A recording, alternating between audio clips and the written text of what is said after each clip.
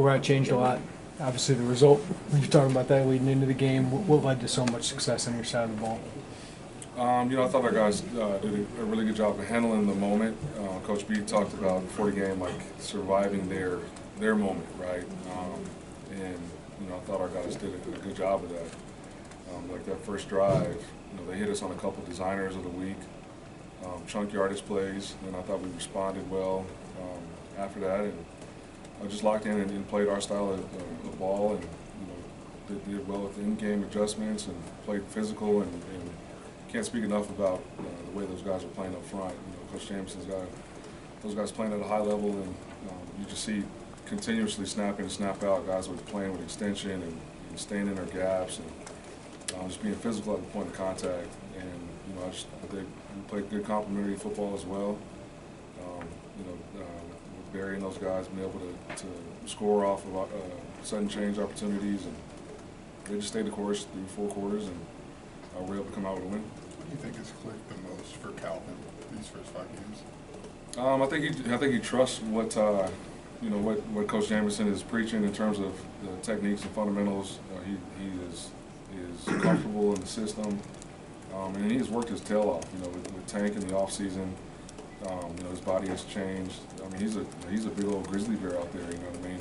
He's every bit of 330 and is as light on his feet as any 330-pound guy I've ever seen. So, he'll continue to improve as well. He kind of gets overshadowed a little bit by the law firm sitting on either side of him. You know what I mean? But a lot of the reason why those guys are making plays is because of what he's doing and the amount of attention he's attracting. And it's awesome for us because he's sitting right over the ball, every snap, and that can be stressful for a center to have somebody like him, sitting and staring at you in the face, snap in and snap out. And he's doing a good job. Speaking of underappreciated, Quan Martin plays a playmaking position right there where every play is coming right at him. How important has he been to your defense, both against the run and pass? Oh, he's been huge. I can't speak enough about the value he adds to what we're doing schematically. You talk about a guy that has corner cover skills and is able to cover the slot, which is that's a difficult task. He's also got safety mentality in the run game. That first play of the game, like he laid a lick on a wideout over the middle, and that there was a similar play later in the game where that same wideout had kind of T-Rex arms and dropped it, and I think it's a direct result of him knowing that Quan was sitting in the middle of the field. So he has came a long way in terms of his technique and his confidence. He's going to continue to improve, and I think his best football is still ahead of him. I guess Curry last year and now Kendall this year, what about either those players or that free safety spot allows that spot to just create so many turnovers and big plays? I think it's a combination of both, right? The talent level and where that position is designed to make plays. A lot of times they're sitting in the middle of the field and are able to overlap deep balls just by the nature of the way we're structured. But his detail on studying quarterbacks' operations and recognizing formations that teams like to throw vertical out of, and who are the targets that quarterbacks are giving the deep shots to. Those are all film prep and studying throughout the week. And so when you get to game day and those situations occur, you got a chance to make plays and have an opportunity to get turnovers, and he's definitely taking advantage of that. You mentioned a number of observers. You talk about the physicality your defense is playing with. What's key for you as a coach and the rest of your coaching staff to bring that out of them? I think it's competition. We are in a unique situation where we don't have like one star player on defense, right? It's like a culmination of you got 2-3 guys up front, you got a couple guys on the edge, you got a couple guys in the middle, and then you got a couple guys in the secondary. They're all playing at a high level right now. They're all already competitive. They're already tough kids. So that sort of breeds throughout the entirety of the defense. And so if you're not tough, you're going to stick out in our defense, right? Those guys are competitive and hold each other accountable. So I think that adds to the toughness factor and just the willingness and the want to go seek out contact. Then, I think Coach B, the way he has set up the schedule, it allows for guys to recover after games. It allows for guys to be fresh going into Saturday and feel good physically going into game day, and that also allows you to play fast and play physical. You've mentioned that first drive, Ryan, when they go down to score, and how the players do. You as a staff and you as a coach are allowed to get better too. Would you as a younger coordinator have, panicked, not panicked, but just said, okay, this isn't working. We gotta figure out something else. Yeah, I mean, I've always kind of been even keel, especially on game days. I just think if from my seat, in my role on this team or on teams that I've coordinated, if I'm panicking, the players are gonna notice that, right? So I've always tried to be even keel in that sense.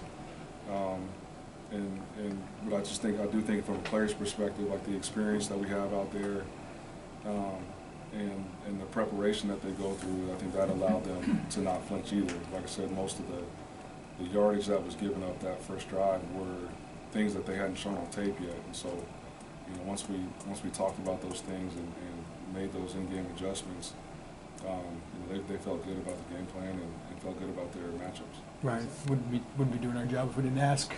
Your alma mater has a job open. Your name's getting attached to it, of course. Just how do you feel about that and that place? Obviously it's flattering, right? I think the recognition is a direct result of what we've been able to do up to this point here. But that's pretty much the extent of it, right? Like, there's the nostalgia factor kind of goes out the window when you get into this profession. Like that, I haven't stepped foot in Boulder since 2011 when I was a coach at Arizona and we were playing against Colorado in Folsom Field, right? And, my home is in Savoy, Illinois, and I am the defensive coordinator here at the University of Illinois, and I love my job. I love working for Coach B. I love the leadership here, and I love the direction we're going in. And this locker room is the most fun group that I've ever had a chance to coach. So, that's pretty much it. My focus right now is how can we limit Iowa from getting on the scoreboard, and how quickly can we get the ball back to our offense. You obviously came here part to learn from Brad about being a head coach. Like, what have you learned from him about being a head coach for whenever that opportunity? I mean, a ton. Like one of the reasons why I came here, like it's not a secret. Like I've got career aspirations and goals, and one of the more attractive things about this opportunity was Coach Brett's history with his coaching tree, right? Like he's had a lot of defensive coordinators on his staff get head jobs, and is known as a really one of the best head coaches in terms of managing games, managing locker rooms in our profession. Like that's one of the things he's most revered for in our coaching community. So was I ready before I got here to be a head coach? I probably thought I was, and now being with Coach B in year two, there was no way I was ready, and I'm learning a ton just about how to manage a locker room, how to set up a calendar, what kind of things to be paying attention to, and how to win games by first stop from losing games. And so all those lessons are things that I'll take forever, and I'm still learning, still growing, and very appreciative of his tutelage in my career. Coach, Iowa, they haven't scored a ton of points, obviously, but what are some challenges they present to your defense? Iowa is Iowa, right? Like it is Big Ten football, much like it was a week ago. Their offensive line is very well coached. They work very well together. Center is quick. He does a great job of cutting guys off and getting them out of their gaps. They play downhill. Obviously they use their tight ends. They got a history of having great tight ends in that program, and they play with two tight ends on the field most of the time. And so it's going to be big boy football. They're going to want to play downhill, and so we got to match intensity with intensity, and match physicality with physicality. We got to be able to get off the field when those opportunities come. This is the third time in a row, third year in a row that you evaluated Iowa. Have you seen different wrinkles in their offense this year than the last two? Yeah, you know, it's really like from week to week, like they are who they are, right, from an identity standpoint. Like there are certain schemes that carry over from game to game, but every week, like they're well coached, and so they'll find things that maybe attack the defense's structure and try to get them out of their gap integrity. And so you'll have some designers of the week, and especially in the run game, and you've seen that trend this year, you know, through their first five games. So, you know, there are plays, you know, they ran a week ago that we haven't seen yet. So, I'm sure they're going to go back and look at how we played them last year and see what worked. And you know, we just got to do a good job of being who we are and maintaining the consistency with which we're playing. You know, details and alignments and assignments, communication, all those things. And then when the ball snap, we play. What kind of confidence does your defense take moving forward after holding one of the most profound rushing offenses in the country only 2 yards? Yeah, I mean, they were confident going into that game. I think it was just a validation of their confidence was the result of the game. You know, but we watched the tape. There were a lot of things to correct off of that tape as well. So you know, our goal is just to keep improving, keep getting better, and you know, our confidence was already high. You know, so I don't think that's going to change. You talked about your guys not flinching. How has that evolved from the time that you first got here to where it is now? I definitely think it has. I just think the experience. You know, we got some older guys on, you know, specifically, you know, secondary. You know, up front, those guys have played a lot of ball. You know, and the linebackers have played a lot of ball. So I think that adds to just the experience. You know, the not flinching factor, right? Like it was a great atmosphere. You got, you know, full stadium, and you know, they came out, you know, trying to punch us in the mouth a little bit. But like I said, we got the sideline, and everybody's like, "Oh, we're gonna be good." They ain't getting in the end zone again, you know. And to their credit, they were able to hold true to that. Were there, you know, markers or instances where you thought Kendall was going to be at this level this year? Because as a fifth-year guy, it's not like he's been a 3-4 year starter. Yeah, well, we had him in our dime package toward the end of the year last year, specifically like the Iowa game a year ago. He made some plays in that dime package, and then, you know, when we found out Kirby was going to enter the draft, you know, we talked, and you know, with his size, with his skill set, with his corner coverage background, I thought it would be very advantageous for him to take a look at moving to that free safety spot. And you know, he saw what Kirby did, and you know, he had a front row seat to it. And so you know, I think it was attractive for him, and you know, he loves this place, he loves this university, and you know, now I think he would tell you he's happy as heck that he stayed, and you know, it's playing out the way he thought it would play out. We just got to keep it going. Number one scoring defense through 5 games in the country. Is that a point of pride, something that's talked about in the locker room?